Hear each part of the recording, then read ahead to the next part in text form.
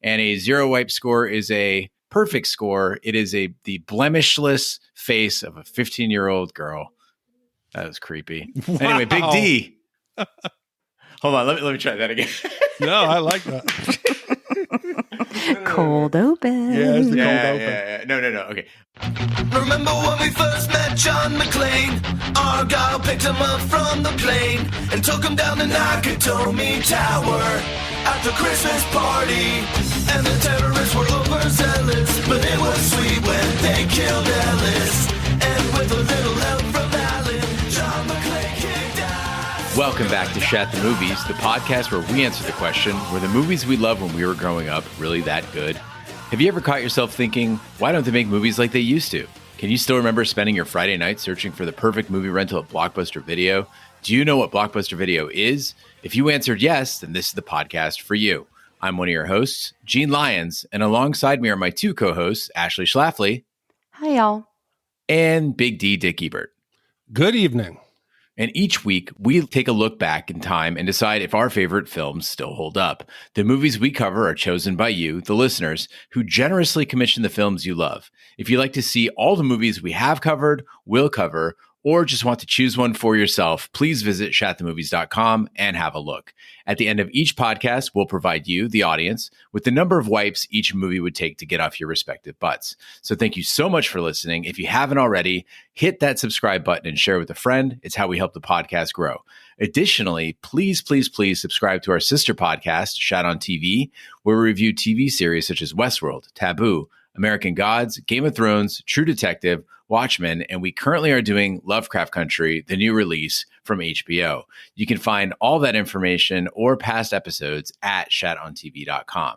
Finally, to hang out with us live all week long, follow and subscribe to our Twitch channel, shatthemovies.com/Twitch. There we play video games, we host watch parties, and end each week with a Shappy Hour cocktail party, and we'd love to have a drink with you. All that being said, Big D, what movie are we reviewing today? So last week we did a movie, Young Guns, for one of our underserved categories, which was Westerns. This week, we are doing probably one of our most overserved categories, which is high school coming-of-age films. And a few weeks ago, Jim B. had commissioned Mac and Me. And we had all kinds of audio issues. So we felt a little bad. So we said, Jim, do us a favor. We want to do you right. Pick another movie. So he said, the only one that I can come up with is the 1982 coming-of-age team dramedy, Fast Times at Ridgemont High. Well, when we asked Jim to tell us why this was his next choice for us to review, and he writes, "Hey guys, being a complete Spicoli in my youth and being 15 when this came out, I totally loved it. By today's standards and with some maturity, of course, it's raw and inappropriate, but in the 80s and being a surfer, this movie was a riot. Side note, we live in Claremont, a community of San Diego, and our son goes to Claremont High, the school Cameron Crowe went to do his research. Thank God our kid is not like Spicoli. Also, so many young actors that became stars following this movie, and the soundtrack was so great. Phoebe Cates was every boy's crush after this movie came out. Thanks again. I really appreciate you guys, and I'll be listening. Jim B." Well, Jim, this is quite a departure from Mac and Me, and I really appreciate you giving me the opportunity to review Fast Times and not Mac and Me. If you're not familiar with Fast Times, listeners, Fast Times at Ridgemont High is a 1982 film directed by Amy Heckerling and written by Cameron Crowe, as Jim mentioned, and is adapted from Cameron Crowe's 1981 book of the same title. So Cameron Crowe went undercover at Claremont High School in San Diego and wrote about his experiences. And the film chronicles a school year in the lives of sophomores Stacy Hamilton, played by Jennifer Jason Leigh, and Mark Ratner, played by Brian Backer, plus their older friends Linda Barrett, played by Phoebe Cates, and Mike Damone, who's played by Robert Romanus.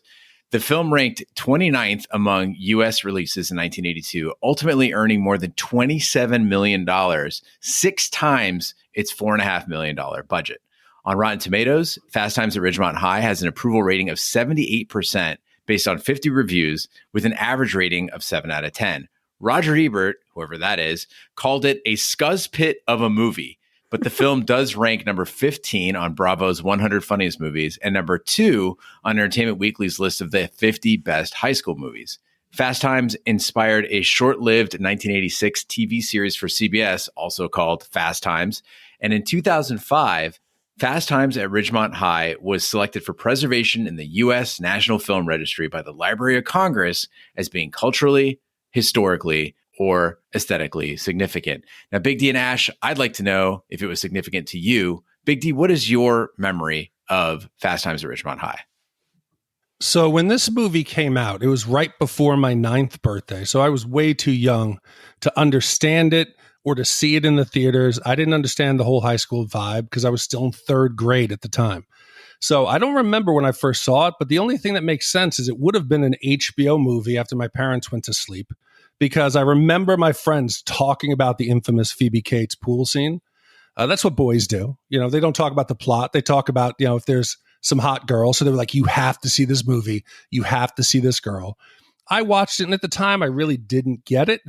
But now watching it again, I'm really glad that we had a chance to go and revisit it. Yeah, I didn't see this movie till I was in high school. I remember watching it because I loved Clueless, as I talked about on the Clueless episode. And I wanted to see the movie that preceded it that was so famous that Amy Heckerling had done. And so I remember renting it. And when I was a teenager, I was kind of bummed out by this movie. I didn't actually really enjoy it or relate to it at all. I thought that everybody looked so vastly different than my friends did. And the world was already so different. And I was bummed out by some of the serious moments in it. Like, I didn't think it was fun. I think I thought it was going to be like another Clueless, basically. And it just wasn't the same type of fun film. But seeing it later as an adult, I began to appreciate it a bit more, especially those kind of sobering moments. And so I was really excited to watch this again and really dive into why this is kind of that classic, you know, consummate high school coming of age, like you said, Big D, why this is one of, you know, the most famous and one of the most beloved of that genre of movie. I really love when we do early 80s stuff because it predates most of us. Like, Big D was alive, but he was, you know, a kid. I'm really jealous of Jim in this situation. Could you imagine being 15 years old and going to the theater and seeing Fast Times? Like, that would be mind-blowing in 1982. So I was only 2 years old. And other than the clips of the Spicoli scenes like scattered throughout internet forums, I mean, you see memes and GIFs of Spicoli or little like 30-second clips. You don't realize there's actually a movie behind these things. And I'd never seen Fast Times at Ridgemont High because I'd always lumped it in with trash films with awkward titles like Class of Nukem High. And I didn't realize it was written by a journalist and carried some serious star power. Like, looking back at it, this is a groundbreaking movie that really, really deserves a special place in the pantheon of Shat. Star power. Have you seen Class of Nukem High? The final scene when the school blows up, there is a masterful performance there with the young Big D. I was standing behind the main characters. It was my acting debut. We have to review that. I don't know how we haven't done it yet. Yeah. When's your birthday, Big D? Oh, we just passed. Guess we're going to have to wait another year. Well, we might be able to sneak this in as Halloween because the Halloween slot's open. Oh, you realize you're going to get 1,000 emails now like, I know a Halloween movie you should do. Yeah. And they'll all be better than Class of Nukem High. So, wow. You obviously have not seen my performance. All right, Big D, please give us a performance and roll that trailer. Universal Pictures presents everything you always wanted to do in high school with everyone you always wanted to do it with. Hey, bud, let's party. They're the students of Ridgemont High. Brad Hamilton, the fast food king. I shall serve no fries before their time. It says 100% guaranteed, you moron. Mister, if you don't shut up, I'm gonna kick 100% of your ass. Charles Jefferson, a man with a mission. Oh, gnarly. Linda Barrett, not exactly the girl next door. Awesome. Totally awesome. And Jeff surfs up Spicoli. People on moods should not drive.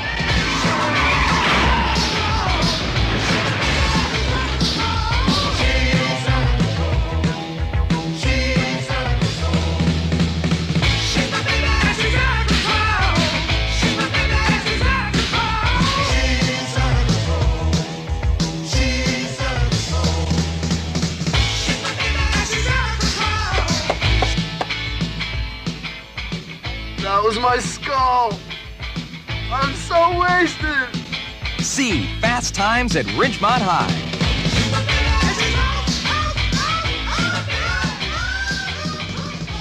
Brad Hamilton is a popular senior at Ridgemont High School. He has a job at All American Burger, almost has his 1960 Buick LeSabre paid off, and plans to break up with his girlfriend Lisa so he can be completely eligible during the school year. Brad, however, is fired for threatening an obnoxious customer. While he tries to tell Lisa how much he needs her, she tells Brad that she wants to break up with him to date other guys. Brad gets a job at Captain Hook Fish and Chips, but he quits in humiliation when a beautiful older woman laughs at his wearing a pirate costume while making a food delivery. So as I sort of outlined in the synopsis, you got a lot of big names in this movie, but it doesn't stop with Jennifer Jason Leigh. The cast includes Sean Penn, Ray Walston, from My Favorite Martian, Judge Reinhold, Amanda Weist, Nicolas Cage, Forrest Whitaker, Eric Stoltz, and Anthony Edwards. And also just note that these are quality actors as well. Penn, Cage, and Whitaker all went on to win the Oscar for Best Actor. And if you're wondering which one was Nicolas Cage, he's probably my favorite cameo in the movie. He's in the back at All American Burger, like on the back grill line. He looks fucking hilarious in this movie. He's even credited as Nicholas Coppola. Yeah. That shows you how early on he was. But right away, as I'm watching this, I'm struck by how authentic the kids look. We always complain about older actors being cast as kids in movies. These guys were older, but they seem to fit the part. They show the conventional way that high schools were at the time. They cover everything from drugs, sex, their shitty jobs, how they date, the social competition in school, the clubs, the sports, those awkward moments when you're an adolescent, when you're trying to kind of, trying to find out how you hook up, what to do. That it all feels really genuine that a lot of movies today don't have.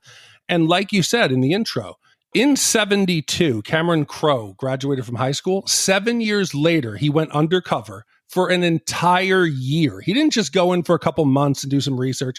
He was Dave Cameron. He was a senior in the school, and he wanted to experience high school. And I think his experiences come across on screen, and it makes the movie something special. Yeah, I mean, I can't imagine going back 7 years after I graduated high school, because think about that. He was 25 years old and going back and trying to pretend to be a kid again. I mean, I wonder if he had to do the homework assignments or if he had to, go to gym class. I mean, I would never want to relive high school. And I also am curious about how the logistics of that worked. Did the teachers know? Did admin know? Because I don't feel like this could happen anymore. I don't feel like Cameron Crowe would have been able to do this today. There's so many barriers in place and so many restrictions on who can even walk into a school building that's a public school now, that so much paperwork and the paper trails that are required. I just don't think that something like this could happen today. And I also just don't understand where he got this idea from, because I just think it sounds awful to spend another year in high school. I mean, clearly it wasn't that difficult, because if Cameron Crowe felt it was realistic to have Judge Reinhold playing a high school kid, as Brad, he looks like the dad. And he basically, I get that he's playing a more mature high schooler, but Judge Reinhold looks like he's in his, 30s here. But the energy of the movie is so young and so vibrant. It really takes all of us kind of back to that high school experience. You got the Go-Go's, Jackson Brown, Billy Squier, Donna Summer, Stevie Nicks, Oingo Boingo. My favorite tune in the entire film, with the cars with moving in stereo. And then I was surprised at other ones that I didn't expect, like Tom Petty and Led Zeppelin. And what's weird is, again, remember, this is a $4 million movie. I could not figure out how a movie this small got such huge names on the soundtrack. This soundtrack, if you wanted a quintessential 80s rock soundtrack, you could just take this and listen to it over and over again. And that soundtrack works so perfectly in propelling all of these different scenes. So you got that opening mall scene. It's not fun without the Go-Go's. The Stacy scenes aren't sad without Jackson Brown. And again, that bikini scene without the cars, it just wouldn't be as iconic. Yeah, you can do slow motion bikini, but slow motion bikini without moving in stereo, it doesn't work. Well, and the other thing that this movie, I think, did for me with this opening scene is it made me really nostalgic for my own, let's call it teenagerhood, because even though I was a teenager in the late 90s, early 2000s, malls were still really incredibly important to my daily life. Mm-hmm. And the opening scene with the mall where they kind of are going from store to store and, restaurant to restaurant in the food court, it made me incredibly nostalgic because I don't think there was anything I enjoyed doing more when I was, I don't know, maybe between the ages like 13 to 16 than going to the mall with my friends. And even before we could drive, like we would go on a Saturday and we would spend basically like the whole day there. We would go to the video game stores, we would go to the local geek shop, and yes, we would go to Hot Topic, and then we would go and get lunch in the food court, and then we'd wind up, there was like a movie theater in the mall, just like in this movie. And so we would go to the movie theater and go see a movie, and then our parents would pick us up after dark. And then when we could drive, we, drive ourselves back and forth. I just think that it was a totally different time. And it made me kind of sad for the fact that my kids, I don't even know if big box stores will exist by the time that they're teenagers. And I hate the idea of them only shopping like on Amazon and not having a place to go like this to go hang out, because there was a real charm to malls. And I just think it's a bummer that this experience is, now it looks like almost like a period piece when you watch an opening to a movie like this. Yeah, and this is the point in the podcast where I become the old man sitting on my porch, but I think that you lose more than just the malls and just the experiences of it. Today, the way kids are raised is a lot of their interactions are done online. They have, all the social media, you meet up your friends, you FaceTime. It's not the same. I think that kids today, they lack that social interaction. The mall was like a jungle. You would go out there. It was like high school on speed because you had multiple schools, you had kids from different areas, and you had to learn to fend for yourself. You had to learn to actually go out there and talk to people. And we see that awkwardness here. Now, kids today, everything's like swipe right, swipe left, swipe right, swipe left. Nobody's really afraid of being shot down. And that was a real thing you had to deal with as a kid, getting rejected to your face. Today, if somebody doesn't swipe you, who cares? But it also made me think back, when I went to the mall, I was an absolute dirtbag. I was such a delinquent. I'm so embarrassed. The mall should have had me arrested. I was the worst. I was a prolific shoplifter. I was terrible, and I'm embarrassed about it now. I would steal cassette tapes from Sam Goody. We would go to KB Toys and steal Nintendo games from behind the counter. Because I was a taller kid, I was obvious. You couldn't hide me. So my method was to be very obvious, to talk to the people. I wasn't sulking around and putting stuff in my pocket. I would just literally grab stuff off of shelves and walk out. Today, I'm like, how the fuck did I do that? We used to go around and play pranks. KB Toys would sell these little yellow BBs that fit in these guns you could shoot. We realized they fit perfectly in McDonald's straws. So me and my buddy would take a mouthful of these things and just spray like the food court from the second level, and people were just getting hit. Somebody should have kicked my ass.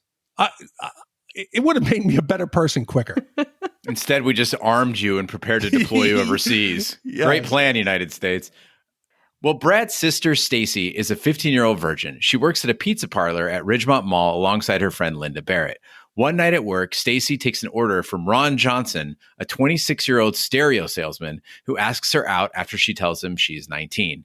Stacy sneaks out and loses her virginity to Ron in a baseball dugout. He sends her flowers the next day, but stops calling after November.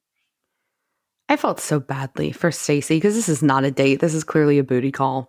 Ron is not interested in dating her. She gets in the car and it's like, you want to go to the point? There's there's nothing else there. Like, hey, you want to go to McDonald's? Like, no, you want to go to the point and make out? He just wants to fuck. That's what he's there for.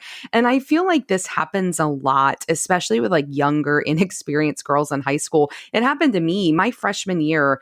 And I know you guys aren't from New Orleans, so you're not going to understand like the cool factor in this. But I got asked out by a senior at Holy Cross, which is like the cool private school. And so this guy asked me out. He took me to an abandoned street in his car to make out and hook up. He drove me home afterwards. He called me a couple of times. Never took me out again. Probably it's because I wouldn't put out. I was 14 at the time. He certainly tried, but I said no. But it was really shitty. And it actually made me feel a ton more pressure to have sex with the next guy than I dated. So he would call me again. So I felt really a lot for Stacy here because I think this is kind of our first example of how accurate this movie is, that it isn't about girls going out and just getting like assaulted like some movies try to make it out to be. The pressures for girls to have sex, they're much more subtle than that, and they happen in ways like Stacy experienced here. So yeah, she has sex with this guy, so she clearly needs to have sex with all the guys. Ash, I want to take that a step further. You mentioned that Ron doesn't take her on a date. Look, if you're 26 years old and you think that the woman is 19 and you just want to fuck, I'm not going to judge you for that. But why are you taking her to a dugout? You're 26 years old. Like, why don't you take her out to eat and then to your apartment, your house? That dugout is some high school shit. Yeah, but he probably can't bring this back to his apartment. His roommate's going to be like, dude, what are you doing here with this high school girl? But I know I'm going to sound like a caveman here for saying this, but this is the first movie where I really felt bad for women. I always thought, what? No, just listen. So just listen. all of the time, this is the first You are time, correct, big dude. sir. So just listen here. Because granted, I was the kid. I didn't lose my virginity in high school. I couldn't get anybody to even look at me. So I used to be like, boo hoo. People are like wanting to have sex with you. Okay. But Stacy's experiences made me feel dirty. It made me feel pity. Every time a girl gets with a guy, it's pathetic. She's on her back in the dugout looking up at the graffiti that says surf Nazis, and she's focused on like that dirty light. It made me honestly reappraise or to think about the things that I had taken for granted, that having options isn't always better. But when you're on that other side of being desperate, it just seems like anything would have been better. But these poor girls, I felt bad. Well, I want to go back to our Clueless episode because I asked you and Roger, who was on there at the time, if you guys felt that pressure in high school to have sex, right? Like to lose your virginity, like how Cher did. And both of you guys, well, I mean, you were funny because you're like, well, nobody wanted to have sex with me. But, you know, Roger was, you know, kind of like, well, you know, no, I think his exact words were, I had a good group of friends, so nobody put pressure on me. And like what you're seeing here is that's like total bullshit for a lot of women. Like it doesn't matter if you have a quote unquote good group of friends. Like there's all of this pressure, whether you're popular, whether you're not popular, there's just pressure that's put on, I think, a lot of girls in their experience in high school. And it's really portrayed well here. And I'm so glad, Big D, that finally there's a movie that makes you feel bad for the fairer sex. We appreciate your support and coming over to our side. Let me clarify that. I feel bad for their first time. For women's first times. Because your high school experiences, if they were like just out in the pool shed, you know, 2 pump and dump, that was pathetic. That'd make me be like, damn, I want to be a virgin again. Oh, so it'd be better if you got railed for an hour your first time? Is that somehow? Yes, anything would have been better than that. So people who defend Ron, by the way, might say like, well, he did ask her, like, are you sure you're 19? Dude, Ron, clues. She doesn't drive. If you were really concerned, maybe ask to see her ID. Now, Jennifer Jason Leigh was 20 when she made this movie, but she looks 15. When she takes her top off later in the movie, spoiler alert, I wanted to look away because I was like, I feel like I'm looking at a kid. I didn't look away, but I wanted to. When he knew. I mean, whoever is out there defending Ron, fuck you, because Ron knew. All right. He fucking knew. And he just wanted to cover his ass. I mean, when I was a teenager, I started going out to bars when I was 16 because you can in New Orleans. And so I would lie about my age all the fucking time. And all these older dudes would come and hit on me. And like, they fucking knew. Nobody asked to see my ID. Nobody asked, you know, to do some sort of age check. I think a lot of guys just like want the fantasy, and it's gross, but a lot of guys like young girls, like teenage girls. I think they're trying to relive their high school days, right? But Big D, you talked about the first time. That's also super accurate in this movie, is the losing of their virginity. For girls, and I can't speak for all women, but I can speak for myself and my friends, like having sex for the first time is fucking awful when you're a woman, especially when you're this young, because you don't know what to do. These guys certainly don't know what the fuck to do. And it hurts really fucking badly, right? Like it is super painful. And so her reading this graffiti and her, you know, just doing that in high school, you just got to find something to fucking pass the time time. Like, it's like reading the back of a shampoo bottle when people used to take shits and didn't have phones to read. Like, that's what it's like when you're having sex in high school with a high school boy. And so I, may have lost my virginity in high school, but I didn't enjoy sex until college. I actually thought that like there was something wrong with me, that like everybody's like, make it like, oh yeah, like I totally came. And it's like, you did? Like, what does that feel like? Right? Like, I mean, that's high school sex for girls. And you're right, Big D, it's shitty. And what'd you say, 2 pump and dump? I mean, you're lucky maybe if you get that, because then it doesn't hurt as bad, but it's shitty. Shitty. That's going to be the new scale of sexual gratification. Like, did you experience ecstasy, or was it like taking a shit without a phone? Ash, a lot of movies try to explain these first time scenes by making them like super dramatic, which I think takes away from the reality that virginity really isn't a big deal. Like, kids just fuck to fuck. There's not a lot of gravity to it. And in fact, I'd argue that all the movies that we watched as kids often place too much importance on virginity. And I think that fucked a lot of us up as kids. I know for me, like, there was like this whole, like, if I had a friend who lost their virginity under non-ideal circumstances, I felt so bad for them. And for myself, it was like, who's it gonna be? And you're contemplating that all the time. And there's just like this guilt and this stigma and stuff. And it's like, you know what? Most of us, you kind of remember the vague details of it, but it's not like you're gonna have sex thousands more times in your life. Like, the first time is really not that big a deal. Wow, thousands. Woo. Look at you, Gene Lyons, you stallion. I like it. I didn't say I've gotten there yet. I had a friend, Jeff, years ago, and he used to like watching other dudes fuck his wife. And I was like, Jeff, how can you just sit there and watch another dude fuck your wife? And he goes, dude, after like the 4,000th time, it just gets kind of old doing it yourself. And mind you, he's outsourcing. We were like 25 at the time. So I was like, oh, you've already fucked your wife 4,000 times and we're 25 years old? Like, Jesus. Okay, so now I've already said that I was a virgin in high school. So I got to ask you guys who were sexually active in high school. In all these movies, there is zero foreplay. And I don't get it. Is this just a movie thing that the kids don't enjoy warming up? Because I don't know how it would be possible to go from 1 second kissing Stacy, the next second he pops it in. I don't know how that works without some natural lubrication. I can't speak for Ash, but if you're trying to fuck in a dugout or a pool house, there's not a lot of time to get down with the foreplay. But when I was a teenager, oh my God, there was like 10 times more foreplay. You fucked around forever before you actually start having sex. Now it's like hyper efficiency. You've got a partner for a very long time. You start to learn what to do, and things happen a lot more quickly. So kids enjoy oral sex. This is just like a movie thing. They like to warm up. Yes. Oh, okay.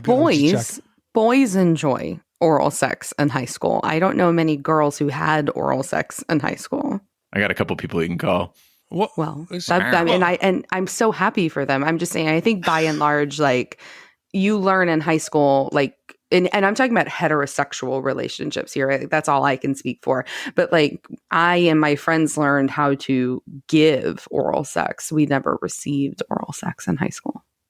That's so sad. I don't know why that's the case. Is that they didn't know what to do with it? Were they scared?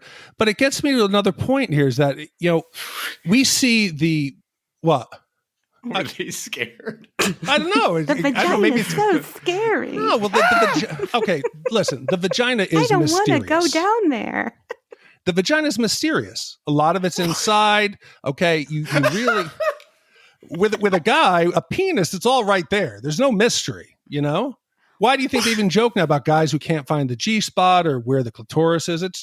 There's some more mystery to it because you can't see it all. You do know you can't hit the G spot while going down on someone, right? I understand. You have to use your hand. I understand. You can use multiple pressure points. Well, you do have very large hands. Okay, so I can buy that. Big D is referring to the overall mysteries of the unknown, that is the vagina. Yes, overall. and you think about it in this, and I want to ask you, Ashley, because you are the official, female representative the female expert on the podcast. We see that in the lunchroom that Stacy's getting a lesson on how to give a blowjob, and movies do it all the time. Whether it's a girl teaching with a carrot or Andy Dick in Old School showing that room full of women how to blow a cucumber. I don't get it. It doesn't seem like it's a simple concept. Do you really need somebody to teach you how to do it? It's right there in front of you. Do you need to practice? Okay.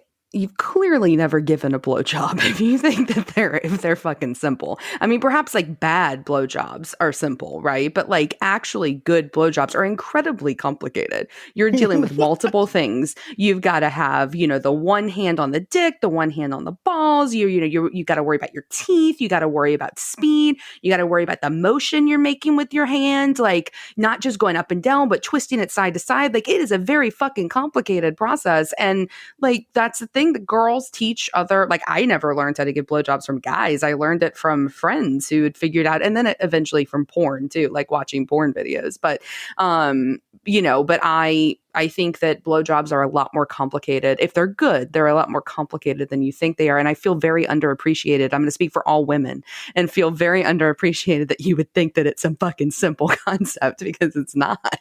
Oh, it's real simple. I'll let you in on a secret, ladies, okay? It's really hard to give a bad, disappointing blowjob. As long as you keep your teeth out of it, anything else is in the positive. Yeah, is it great? You know, there's a scale of expert, let's say it's 10, and 1 is like, I got off, but it didn't hurt. As long as you keep your teeth out, you don't need to be an expert. You don't need to be a savant with the penis. But you're also shoving something all the way back in your mouth. So you got to practice gag reflex, the proper position so it goes down rather than straight back and hit your uvula. Like, I mean, it is like physics that you're fucking figuring out. I mean, even if it's a bad one, like you still got to figure all of that out. So again, on behalf of all women, I'm offended. Well, I'm sure Tom is glad you had all that practice. Well, you know, he's a lucky man. Well, Mike Damone is a smooth-talking know-it-all who earns money by taking sports bets and reselling concert tickets. His shy but amiable best friend, Mark Ratner, works at the movie theater across from the pizza parlor. When Rat proclaims his love for Stacy, Damone lets Rat in on his 5 secrets for picking up girls. Rat takes Stacy on a date, and Stacy invites him into her bedroom. But Rat abruptly leaves after Stacy attempts to seduce him. Stacy thinks Rat isn't into her, and she grows interested in Damone. They screw in a pool house, and he ejaculates very quickly. Brad is caught by Linda masturbating in the bathroom after seeing her in a bikini.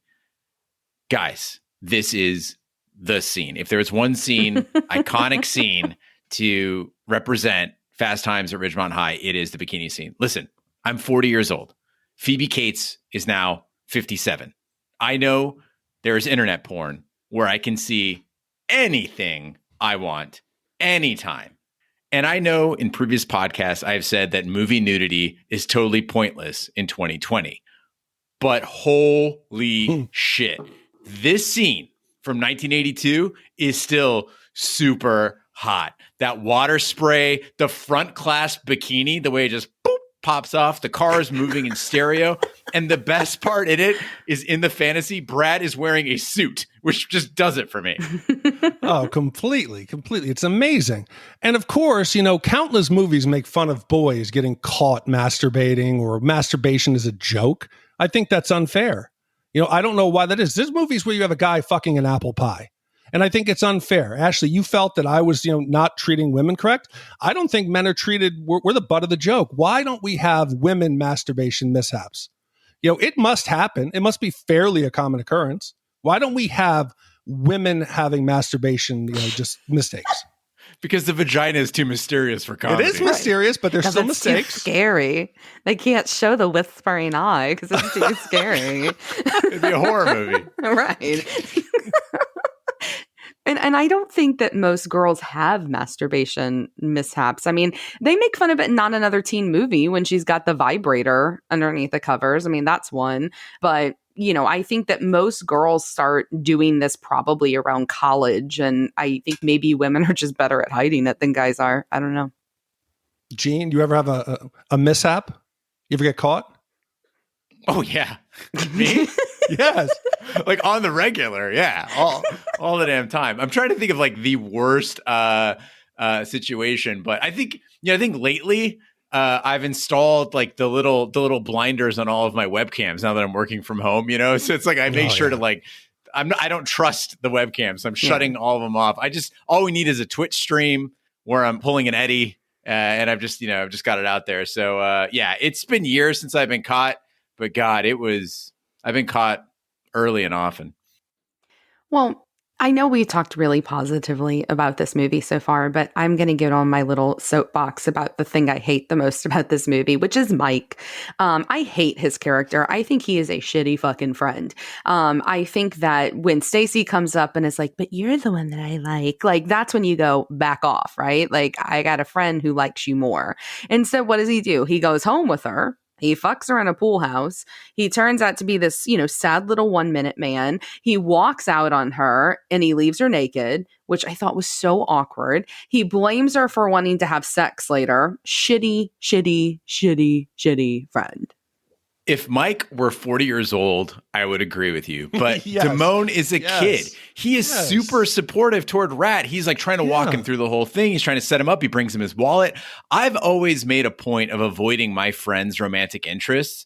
But aren't we, Ash, sort of stripping Stacy of her agency here? She's clear. I'm not interested in Rat. I'm hot for Damone. And Damone is better than Rat in every way. He's better looking. He's better dressed. He's more successful. He's smoother. He's confident. He's funnier. And he's not afraid of girls. She wants to make out. She wants to get laid. He's willing to do it. Rat wasn't. Damone literally tells Stacy, Mark is really into you. And she brushes it off. And then she invites him in. She lures him to the pool. She asks him to take his clothes off. So yes, you should walk away, but he's 17 and he has a boner. Yes, Ashley, 100%. I agree with Gene. Mike is not a bad guy. He went and delivered his wallet. He went out of his house. He went above and beyond to support his friend.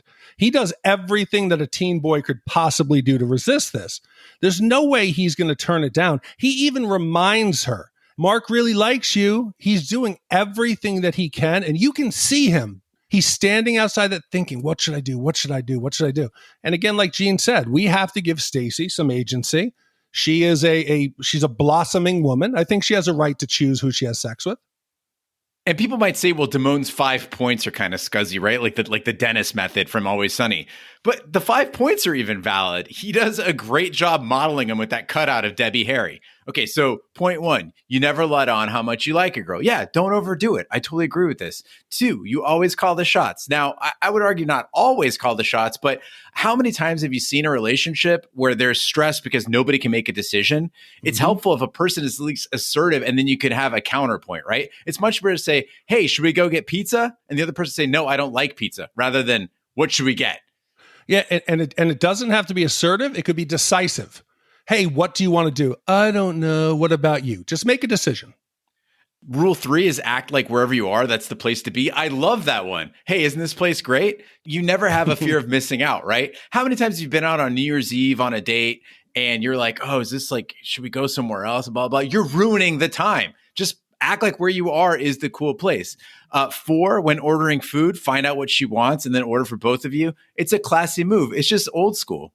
It's not classy. Any guy who ordered for me, I would be fucking pissed. Like, that would be the biggest fucking turnoff if on our first date, Tom had sat down and he's like, what do you want? And I was like, spaghetti carbonara. And he's like, the lady's gonna have spaghetti carbonara. Like, fuck you, dude. No, gross. No, I can buy the other ones. This one, Write in, ladies. Write in and let them know how wrong they are. And on rule 5, when it comes to making out, whenever possible, put on side 1 of Led Zeppelin 4. 100% agree there. Totally. Damone is a genius. He's got it figured out. I wish I'd listened to him back then. My high school experiences might have been different. It would have made my dating life so much easier. He shares a universal truth that I think I've found to be true. Generally true, okay? He said a girl decides how far she'll go within the first 5 minutes. And I think that's true. First impressions, I found that you have a decision. Is this somebody I could see myself with and doing something with? Yes or no? And, I had a friend who once told me, and it was a good piece of advice. He said, guys do more to talk themselves out of getting laid than they do about talking themselves into getting laid. Less is more. You have a higher likelihood of saying something that would turn somebody off. Stay quiet, stay mysterious, be confident. I just wish I could have told my younger self that. Yeah, you just use the Gene Lyon see me method. It always works every single time. Mysterious, not creepy. Rather than singing anything you can do, I can do better in front of the entire high school and limiting your entire dating pool for the rest of the time you're there. Yeah, that didn't help. In case we didn't beat up enough on Mark, I want to get back to Mark because I get it. He's a kid. He's not ready for sex yet. But this is the one character in the movie that just did not sit right with me. Like, he just didn't feel real. Like, I get it. You're not ready to fuck, but you think you go a little bit further when a girl invites you into her home, her parents are away, and she changes out of her clothes and wants you to get on her bed with her. Like, I was saving myself for marriage when I was in high school, but I still would have made out with a girl if her parents weren't home. Big D, I want you to show me one high school boy who would take a girl on a date, be interested in sex with girls, and then just bail mid-kiss. It just doesn't sit right. You see, but I think, Ashley, you're saying that girls are worried about how they'll perform. There's really no way for a girl not to perform. A teenage boy could have all kinds of mishaps. He could finish in his pants. We don't know if that happened. Maybe he's afraid of not just doing it wrong, but not being able to do it at all. That awkwardness came across as genuine to me when they're sitting and looking at the photographs. It's clear that Stacy wants to hook up, but he is so nervous and so insecure about himself. I think it's more he'd like to have sex, but he's so worried it would be a disaster.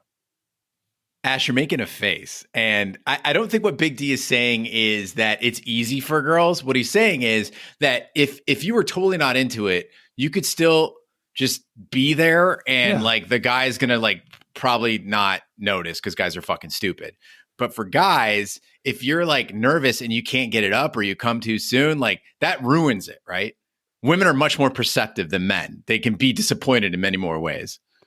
I mean, maybe, but I mean, there were lots of girls who were brutalized. I mean, it's called starfish and, called all these horrible names for not being like what the guys wanted them to be or like giving head the wrong way. Like, I mean, what's I feel starfish? I gotta know. What's a starfish? Yeah. Like where you just lay like this and then they fuck you. Like, you lay with like you starfish. Like, like you don't do anything. Like you're starfishing. So, I mean, girls, and also girls get like their bodies get fucking dissected. Like girls don't talk about other guys' dicks in high school other than to be like, it was big or, oh, it looked, not what I thought it was going to look like, because you don't see enough dicks in high school to really know that they all are ugly and have something wrong with them. But, women, girls' bodies get like horribly torn apart, like girls' nipples and like, were they too big? Were they too dark? Like, all that shit got passed around. So I think it's pretty even keel in terms of, women, like for everybody, sex is awkward and it's a whole minefield, I think, for both boys and girls in high school. I think for women, the post minefield is treacherous. I agree with people talking and like you said, they could get dissected. But in that moment of them hooking up, he could literally fail. And that would just be worse than anything else. And I think that's why he was so insecure and didn't go further. But I found myself screaming at the screen. I'm like, no, go back inside. Go back inside. And he almost did, but she turned the lights out. Well, Big D, if you thought this movie was awful for women before, just wait till this plot point. Stacy tells Mike she is pregnant. She asks for him to pay for an abortion and give her a ride to the clinic, but he bails on her the day of the appointment. She asks Brad to drive her to a bowling alley to meet friends, but Brad sees her cross the street to the abortion clinic later. Stacy makes Brad promise not to tell their parents, but she does not divulge who got her pregnant. The next day, Mike finds both his car and locker vandalized as revenge. Rat confronts Damone, and they almost get into a fight, but the gym teacher breaks it up. Growing up, my mom always referred to this movie as the abortion movie because she was so appalled when this came out that a teenager had an abortion. So it was always said like the abortion movie, like it was just disgusting. And I guess really thinking back on it, watching it now, I was like, wow, this actually probably really was pretty controversial and pretty revolutionary to have a plot point, not just of a girl getting an abortion and normalizing that, but also a teenage girl getting an abortion. And we don't ever want to like make, shat on politics here. But so I won't go into my own personal opinions about abortion. But I think one thing that they really portrayed well in this movie is how complicated abortions are. Whether you're pro-life, pro-choice, they're fucking complicated.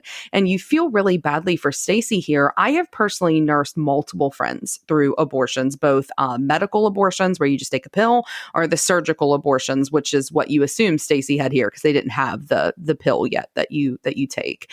And all of them, no matter if they wanted the baby or not, it sucked. It was super fucking painful, like physically, I mean, and also emotionally painful. And these clinics, I mean, I was talking with Gene off air after Shappy Hour last week, telling him about like some of these procedures, about how they shame the fuck out of you at these clinics where, they make you come in and they make you watch videos about adoption and make you watch videos about, women that can't have children and try to guilt you. And in most states, they also make you look at the screen and see the baby's heartbeat before you decide officially whether or not you're going to have it. So it's pretty fucking awful. And the idea of anybody as young as Stacy is in the scene going through something like that, and especially going through something like that by themselves, I mean, that's why this is a dramedy, right? And not a comedy, because I don't know anything really more tragic than her experience in this part of the movie.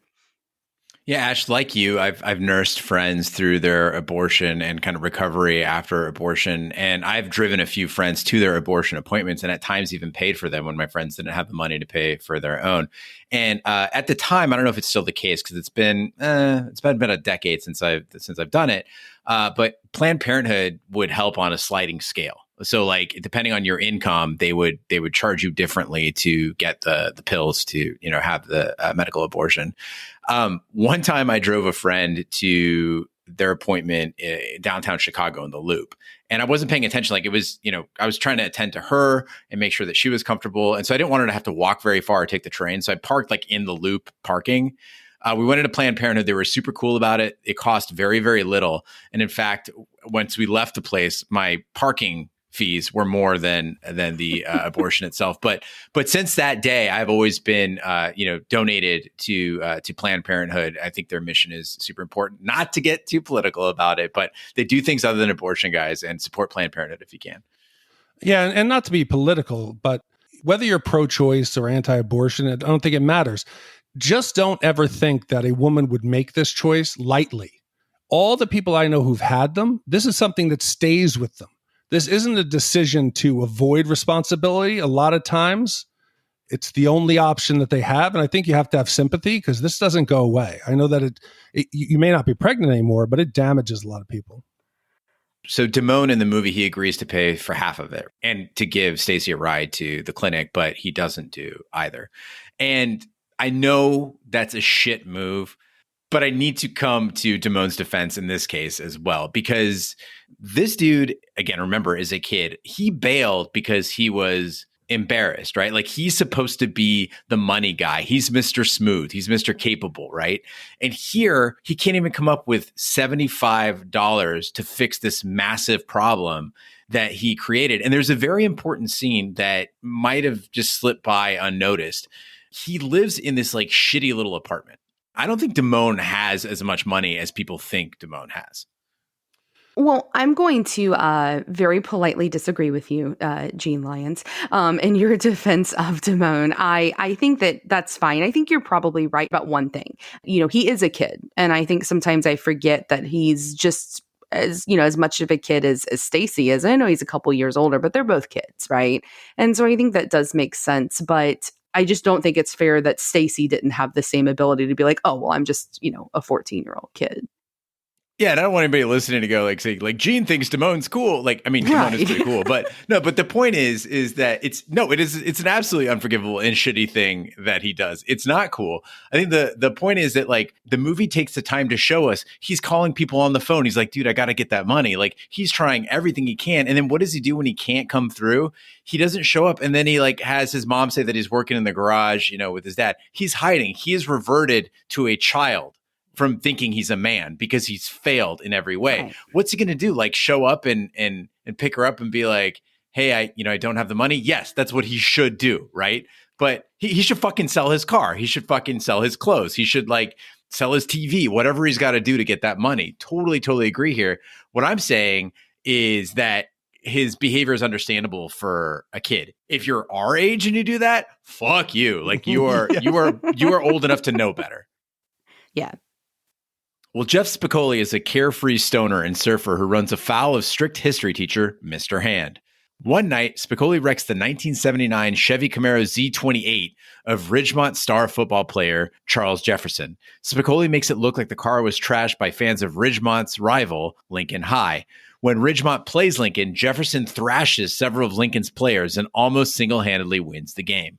On the evening of the graduation dance, Mr. Hand shows up at Spicoli's house and informs him that since he has wasted 8 hours of class time over the past year, Mr. Hand intends to make up for it that night. In the end, Mark and Stacy start dating. Brad takes a job at a convenience store and is promoted to manager after foiling a robbery with the unintended help of Spicoli.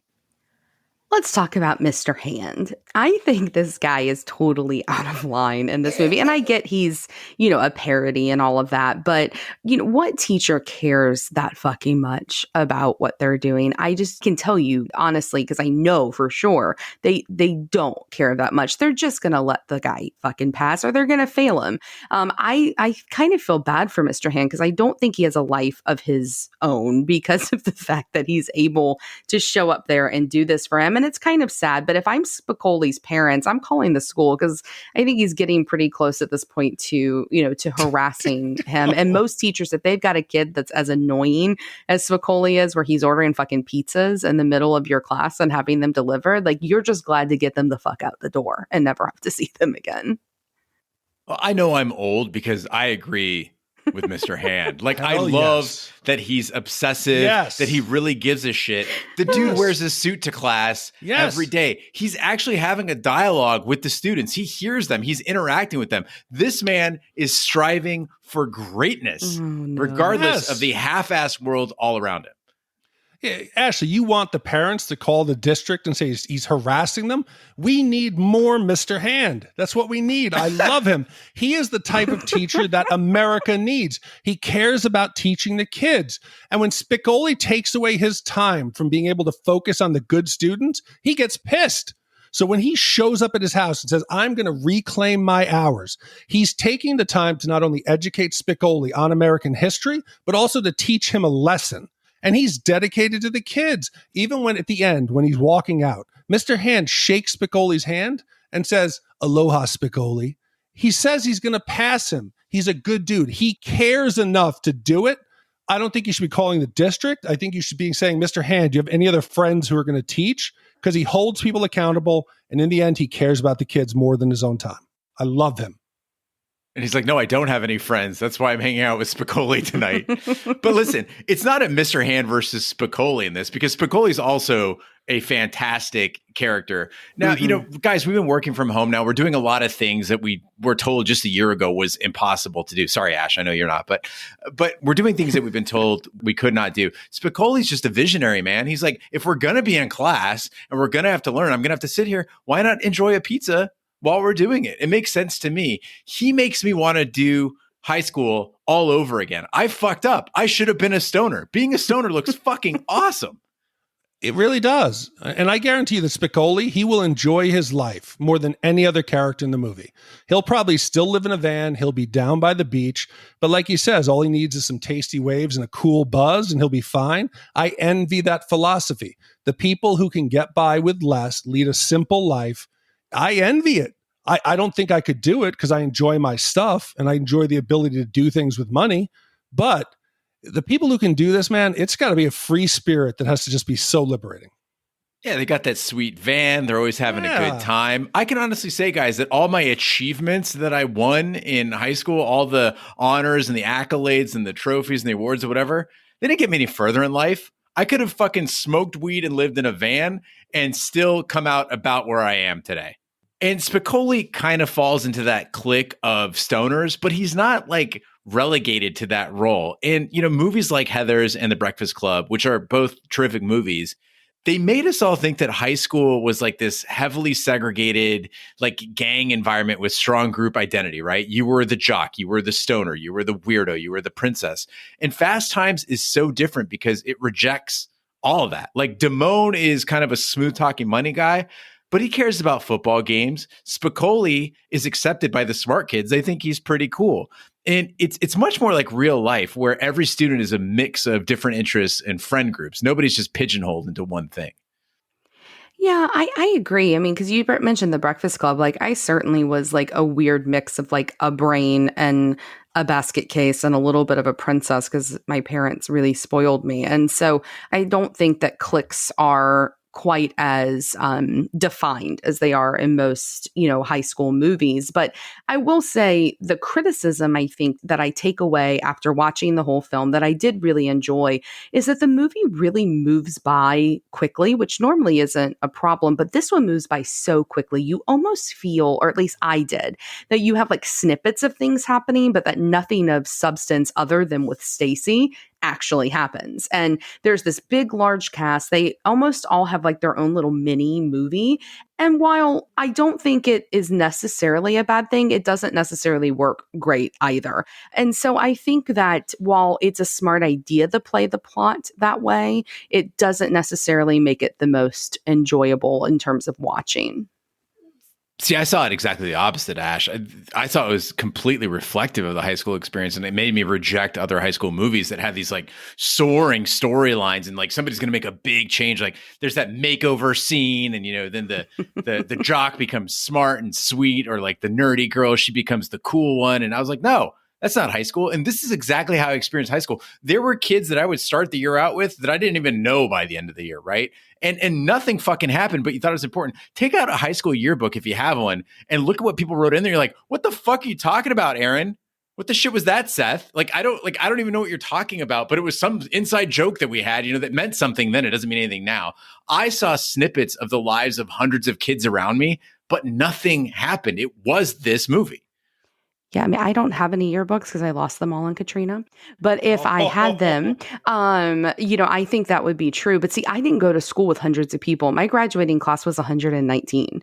And so I had gone to school with them from kindergarten. And so I knew every single person in my graduating class. So maybe it's just because my high school experience was different. Maybe that's why I watch this and go, oh, well, is that really what it was like? That it was so unimportant? Sure, in some ways, but I certainly felt like more happened maybe in my day to day. And I knew more about the people around me than maybe was portrayed here, which could be just an experience thing, like us having different high schools. Well, it's time to say something about a movie about nothing. Now come our Shat scores, our wipe scores for Fast Times at Ridgemont High. The Shat scores are our way of saying how many wipes a movie would take to get off of our bums. 5 wipes is having your first time sex in a nasty ass dugout at the point. 0 wipes is a perfect score. It is Jefferson's Z28 gliding down the street in pristine condition. Big D, we'll start with you. What is your wipe score for Fast Times at Ridgemont High? I think you guys hit the nail on the head with what you were saying about there really isn't a story. There isn't a plot. It's just a series of interactions between students. It's less of a movie than it is like a video yearbook. It's a snapshot of 1 year in a California high school, which is what Crowe had sat down and observed. And the movie's almost like he is the observer, but here we're the observer. It is not the funniest teen coming of age movie by far, but it is probably the most accurate. And I think the only one I can hope would be on par with it would maybe be Dazed and Confused.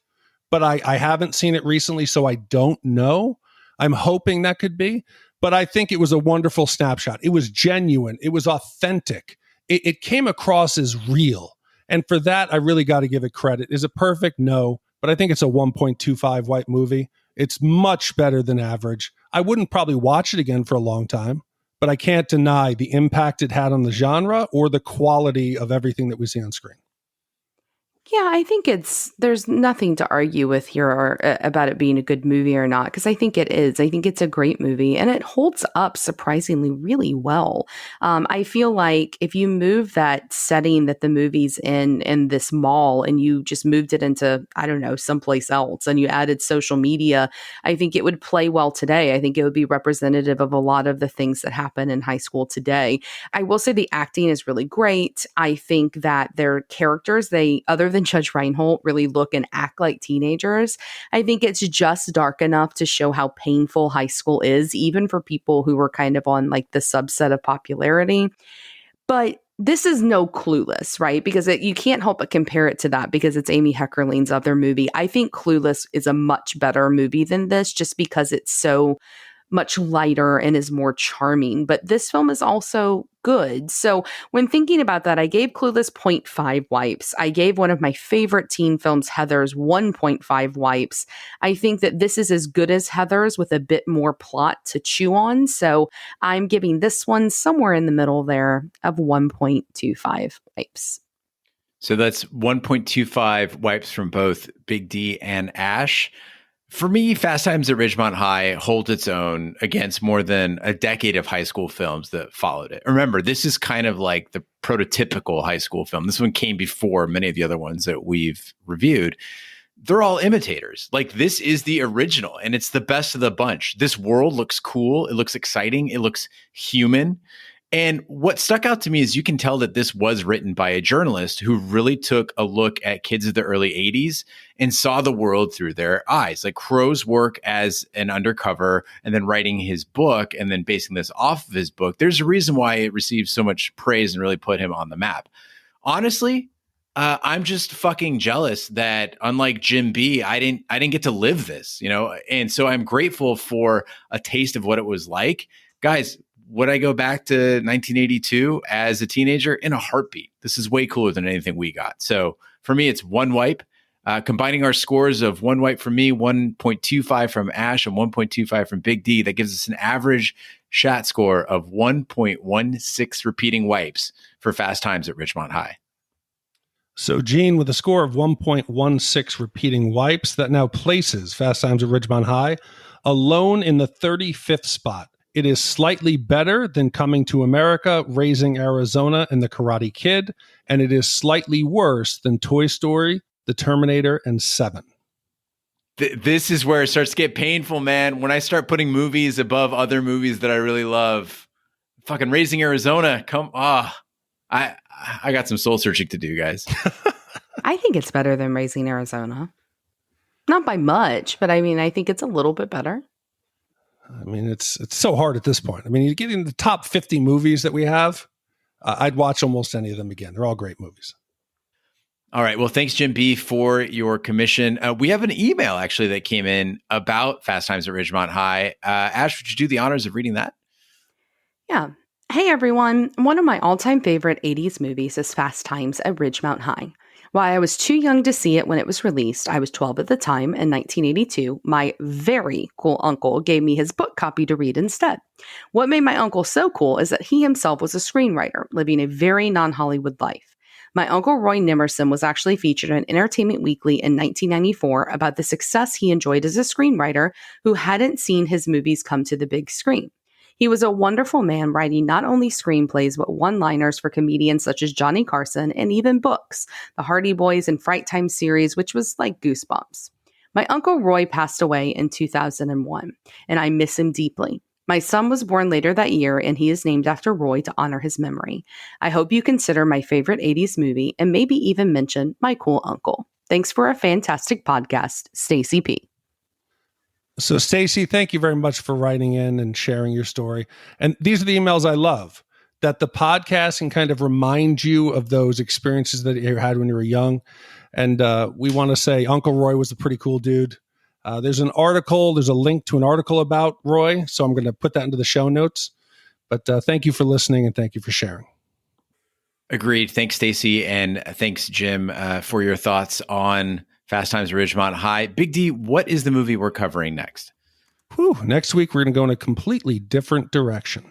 Next week's movie was commissioned by Joe T., and it tells the story of the head of a German POW camp, soccer enthusiast Karl von Steiner, organizes a match between Nazi players and their allied captives. Orchestrated as a way to push the Third Reich agenda, the high-profile game is set to feature an international team led by John Colby, a veteran British player, while the teams, which also include Louis Franz of Trinidad, train for the match. Robert Hatch plans a dangerous mass escape from the camp. It was commissioned again by Joe T. It was released in July of 1981.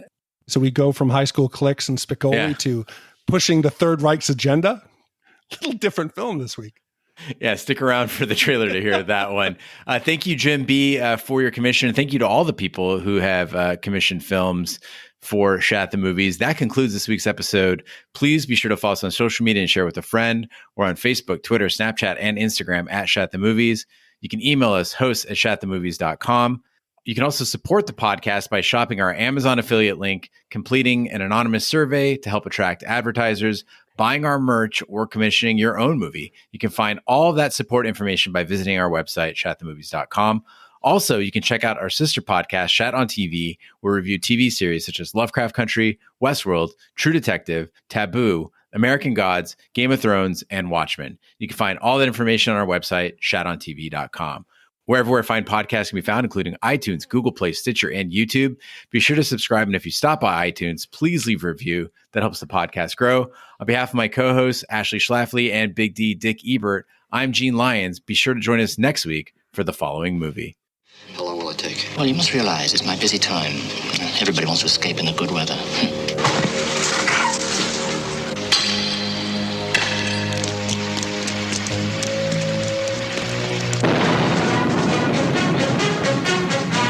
In 1942, the Nazis thought they were sitting on top of the world, never suspecting that they could be toppled in one conflict, the most unusual battle of the war. It has been decided that a German national team will play a combined team from the prisoners of war of the occupied territories. That's crazy. Okay, I'm ready to sign up. Sign up, Hank. And you ought to be exhibited in Paris like performing fleas. What about me? Get out of here. A stacked game. The Third Reich's finest against a ragged bunch of prisoners of war. The Germans thought they had it made. They couldn't run about for 90 minutes. They'd be chucking their guts up. Am I good? Or am I good? What's your name? You know my name. What's your name? I decided to join the team. The American? No. You use that bloody American style again here and you'll be barred. Look, you're playing English, I play American. Can you do with your mouth shut? Hey, the mouth and the hands work together. It's a team. This match is a propaganda stunt for the Germans. It's a wonderful opportunity for us. The Allied High Command called them crazy, and maybe they were. We want you to contact the resistance for us and arrange the escape of the football team. But I want to thank you all for your concern, but I'm really not planning on seeing Paris until after the war. Well, I'm an orphan. I have no parents, no money, I'm not married. I don't even have a pet. And anything I might say in my sleep to the contrary can't be held against me. We don't want to be shot as a spy, do we? No. I don't want to be shot as anything.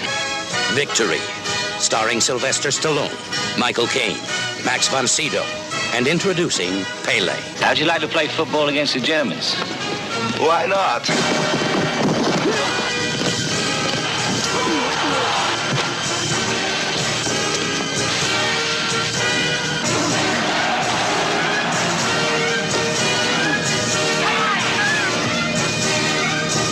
Now is the time for heroes.